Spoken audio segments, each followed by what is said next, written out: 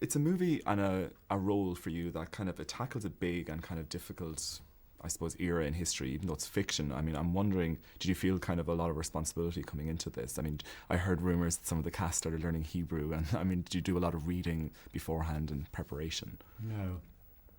No. No to almost every question.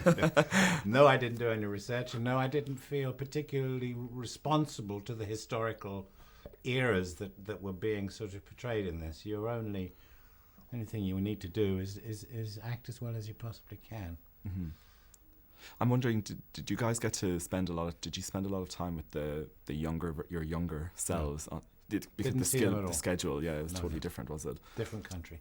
So there wasn't any kind of, trying to master each other's or mirror each other's facial mannerisms or anything like that, if, the younger actor playing you or vice versa? No. And that's an interesting thing. I don't know whether we should have done. I'm not sure that it would have worked, and I don't know how necessary it is. Mm-hmm. I've just been... People have asked me this question before this morning, and I keep thinking, well, you don't... I saw a program on TV last night about people who were entertainers during the Second World War, who are still alive and talking about what it was like, going out singing songs with the people. Gracie Fields. Yeah. Unrecognisable. You wouldn't recognise them as being the first thing. I mean, if you knew them, you'd probably be able to retain certain mental characteristics, but physically and all the kind of, obviously they were really, really different. So I just thought, that's it. You've lived about 5 lifetimes between the age that happened to these young people in the movie to the time they get to be me and Helen and Kieran. Yeah. I mean, I'm wondering, after playing this character, did you kind of have a new appreciation or a new understanding of people who get to high positions of power?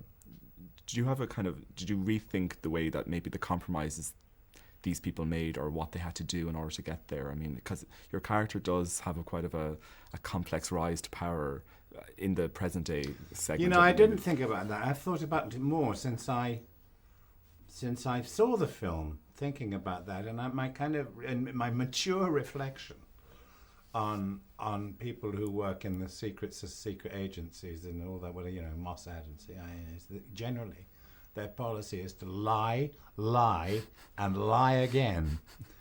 So, the fact that they didn't lie their way out of this particular situation, which they could have, is intriguing and intriguing.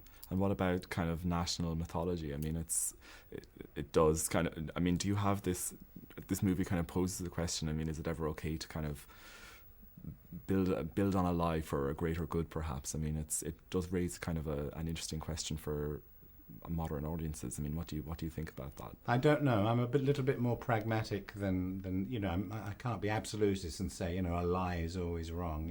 If it does a lot of good, then it has its place. Mm-hmm. I can't offhand think of an incident, but I'm sure there are billions of them where something that an untruth has created a possibility that has led to something that's positive. I'm sure that is true. Mm-hmm.